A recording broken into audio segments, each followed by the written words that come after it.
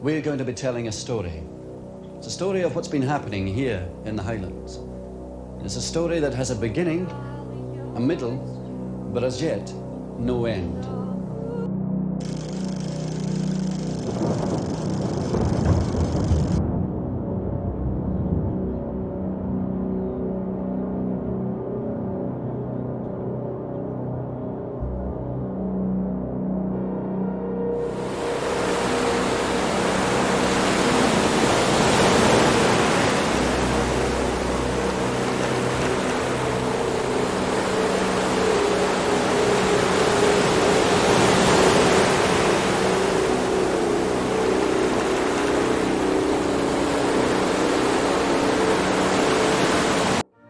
And there it goes, pouring into the BP Grangemouth refinery.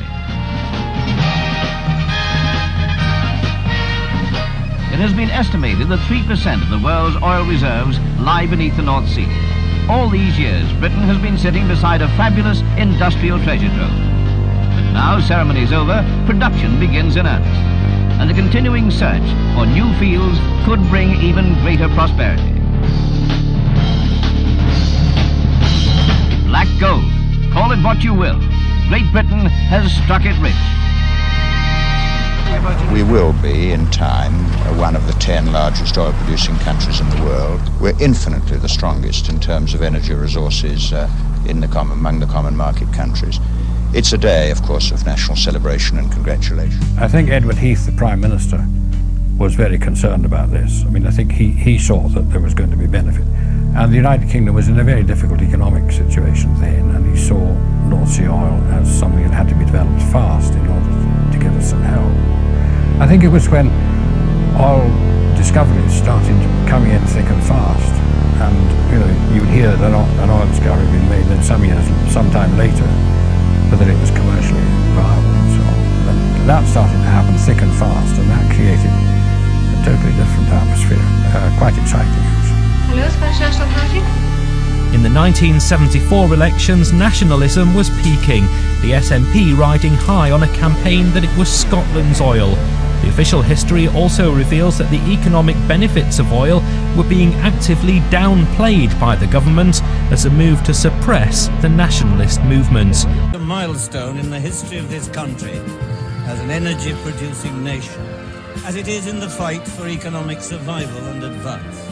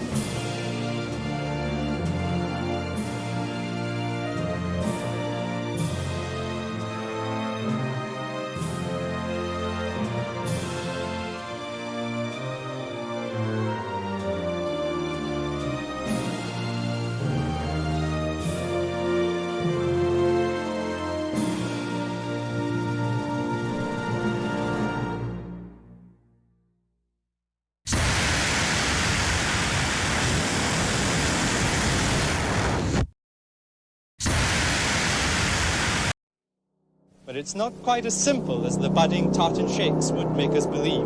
The breaking up of Britain would be an enormous gamble for Scotland. So what are the uncertainties? First, will the world price of oil stay high enough to make it worthwhile extracting expensive Scots oil? How much oil will fall in the English sector? And how much of it belongs to Shetland? The Islanders have already said they want no part of an independent Scotland. How will the multinational companies react to a Scots takeover at the moment?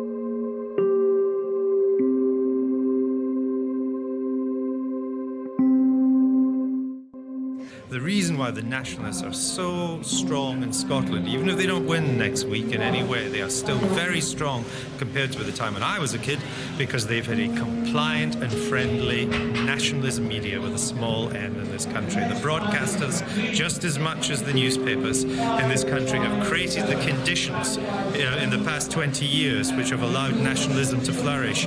They have emphasised Scottish identity at the cost of British identity.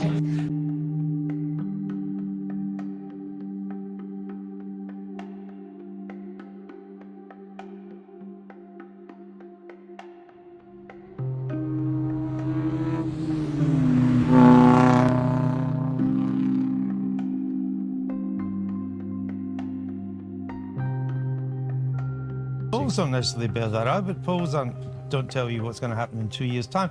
But we've been having this debate in Scotland since the modern rise of the nationalists in the 1970s. And the percentage of people who want independence doesn't change.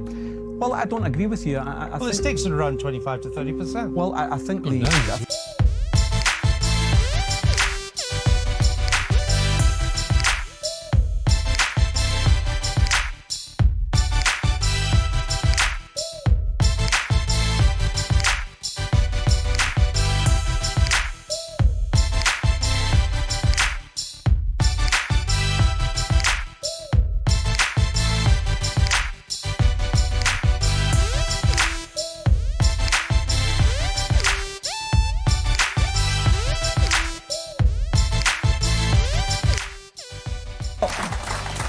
Good afternoon, everybody. I'm sorry to have to tell you we're cancelling this launch in favour of a rerun of the Andrew Neil interview from last night.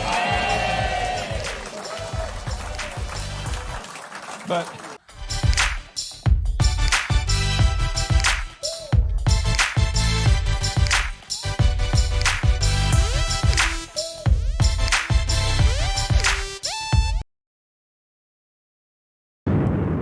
And now the black oil.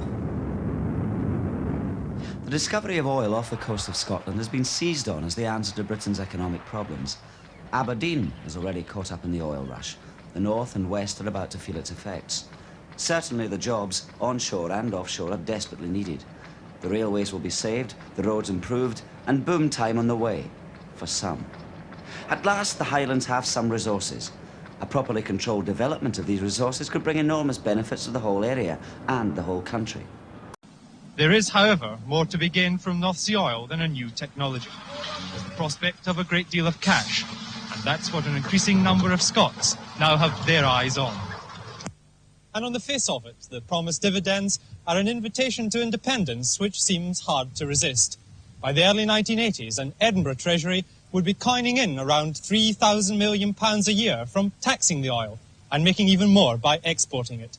The impact of that kind of cash on the Scottish economy, whose output last year of everything was only around £5,000 million, would be astounding.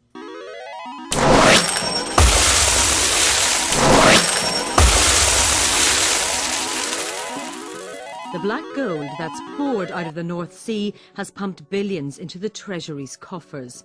It starts with the licence companies have to buy to find the oil. They can cost anything from a few £1,000s to a few million. Then there's the tax. Since 1968, the oil companies have paid more than £230 billion in today's money on the oil they've extracted. First, there's corporation tax, which this year will be about £4.8 billion. Then there's a supplementary charge, a tax by another name. For the last 12 months, it adds up to £3.4 billion. It doesn't stop there. Some oil fields have an extra petroleum revenue tax charged on them. This year, that'll be another £1.7 billion. Oh, and all that's paid just to get the oil ashore. The taxation process starts again when the crude is refined to produce petrol, diesel or kerosene, with fuel duty and VAT. That brings in roughly £30 billion a year.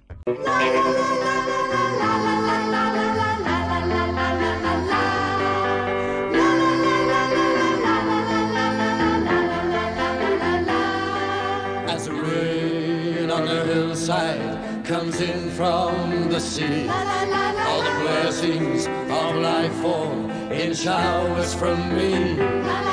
So if you'd abandon your own misery, you'd open the door to the oil industry. There's many a barrel of oil in the sea, all waiting for drilling and piping to me. I refine it in Texas, you get it to see. At 4 times the price there, you sold it to me. As the rain on the hillside comes in from the sea, all the blessings of life fall in showers from me. So if you'd abandon your own misery, you'd open the door to the oil industry. Conoco, Shell, South Texaco, British Petroleum, yum, yum, yum, yum, yum. Conoco, Shell, South Texaco, British Petroleum. Conoco, Shell, South Texaco, British Petroleum, yum, yum, yum, yum, yum. Conoco, Shell, South Texaco, British Petroleum. There's jobs and there's prospects, so please have no fears. There's a building of oil rigs and houses and piers. There's a good time and having, let's celebrate. For the Highlands will be my lands in just 4 or 5 years. Profits soar. The oil giant Shell has announced the biggest profits in British corporate history. BP has announced bumper results. Pre-tax profits are up more than 50% in the same period last year. But profits as big as this still throw up all sorts of questions. Are oil companies making too much? Should they pay even more tax? How should they use their billions? Scottish nationalism has coincided with 2 things. First of all, the relative failure of Britain economically, and secondly, the discovery of oil around the place, around the coast of Scotland, which the SNP have exploited quite shamelessly and said it's our oil. Of course, paying no attention whatever to the fact that Scotland has been virtually subsidised by people like me, working hard in the southeast and paying their taxes for years and years and years. Same goes for Northern Ireland too.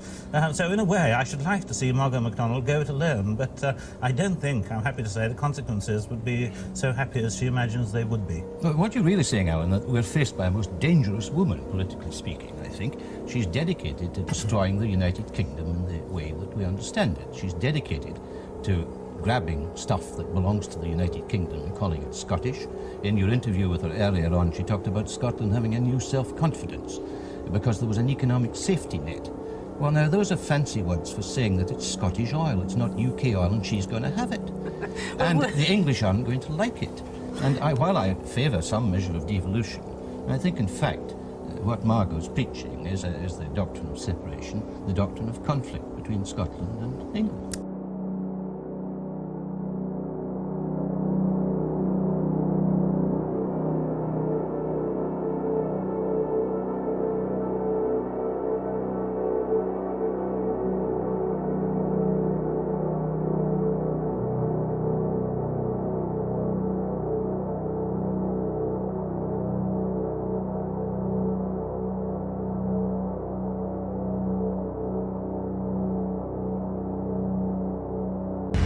The first oil revenue came in under the Thatcher government. Her administration benefited from billions of pounds a year of oil taxes, but they had a pressing financial need. When we got into office, the economic picture generally was very bad, and there were only two industries at that time which were doing well. The banking industry and North Sea oil. The oil revenues enabled us to reduce the budget deficit faster than we otherwise would have done. I didn't know you're a dangerous, greedy woman. Answer these gentlemen. You're a dangerous, greedy woman. I'm terribly dangerous. I'm terribly greedy because I'm really sick to the back teeth of seeing unemployment figures which show over 200,000 Scots out of work. And if you can justify to me the accusation that it's greed for me and other people in the Scottish National Party to want to see young Scots in jobs and able to lead a decent life in Scotland, then I will accept the charge of greed. But until you can prove to me that by managing our economy in Scotland in a much better fashion than it has been mismanaged from Westminster, then I will accuse you of cowardice. You are afraid to face the future. I'll say that you're afraid. You're afraid of losing all the trappings of what was once imperial greatness. Well, I'm afraid that if you live in Scotland, in Strathclyde, where I live, imperial greatness does not feed anybody. It's not quite as simple as the budding tartan shakes would make us believe. The breaking up of Britain would be an enormous gamble for Scotland. So, what are the uncertainties? First, will the world price of oil stay high enough to make it worthwhile extracting expensive Scots oil? Who owns the oil anyway? If there is a carve-up in the North Sea, how much oil will fall in the English sector? And how much of it belongs to Shetland? The islanders have already said they want no part of an independent Scotland. How will the multinational companies react to a Scots takeover? At the moment, they provide the know-how and much of the money for the oil industry. How quickly will the costs of getting the oil out escalate? And finally, is oil already producing a divided nation with a prosperous East and a poor West? This is a problem the Scots are acutely conscious of. Question number one. Do you think that you can sell oil for money? Do you think I could, Alec? Do you think I could sell the oil for money? Do you think someone would pay us money? Money for the oil? We don't think so, no. Harisher na deich blunarichid a station va alle sheertje machas a hoine tua mar va dúl. Agus chai rad mór coscal chur Michael is loaning in M25. Ha cudjoch tunnel cool is hassing o ho galerist is coskish gema mór. An nalla begata as na bliondig in a stray na paper and shunavir in skrivig va gneavaches a stray gneavaches a dúnig.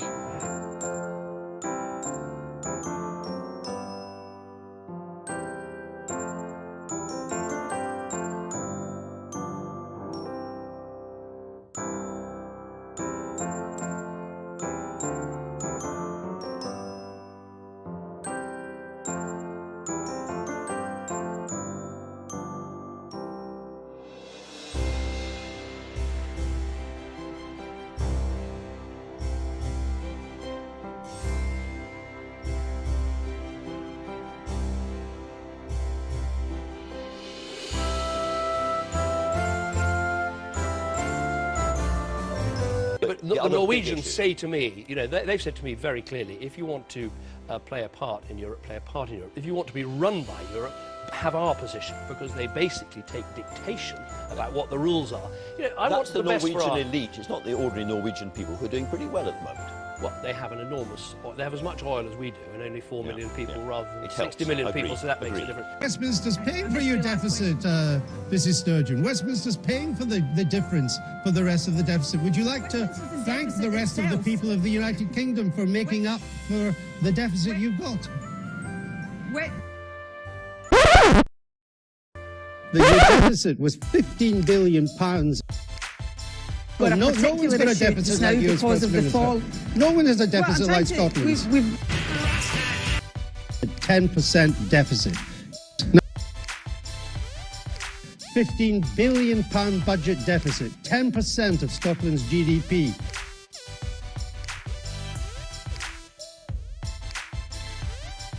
Budget deficit of 10% of GDP. You still have a fundamental deficit problem.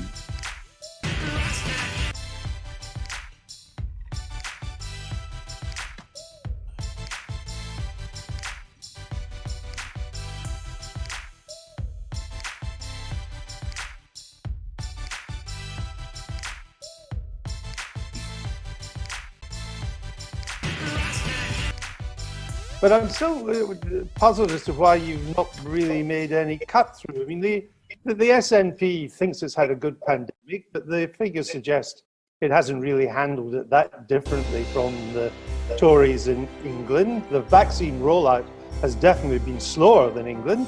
There have been years of dismal results under the SNP now on education and in health. There are many inquiries going on into the Scottish Government and the First Minister. There's a civil war now raging in the SNP for everything from independence strategy to gender identity. I mean, if you can't cut through amid all that, when are you ever going to cut through? Well, there's a lot in that question, so let's just look at various different points. First of all, on this perception that Nicola Sturgeon has handled this pandemic any differently or better than the rest of the UK, I think you're right to call out. To say, yes, we have challenges in Scotland, but we are dealing with these challenges more effectively than these other parts of the UK. Look, only 2 of your 8 waiting time targets being hit. You've been in for a long while. You haven't hit the A&E target since 2017. The 2-month cancer target you haven't hit since 2013. Children are dying in a new Glasgow hospital because the water's contaminated, perhaps by pigeon droppings. A new multi-million-pound Edinburgh hospital, should have opened in 2012, is still unfit to open. You can't even get the ventilation system to work. You've got the worst drug addiction problem in Europe, but you cut drug treatment budgets by 15 million. You clung on to your last health minister. You're under pressure now to sack a successor. I mean, you've called for legislation to protect the NHS from Donald Trump. Maybe the NHS needs legislation to protect it from Nicola Sturgeon. Well, obviously I don't think that's the case. But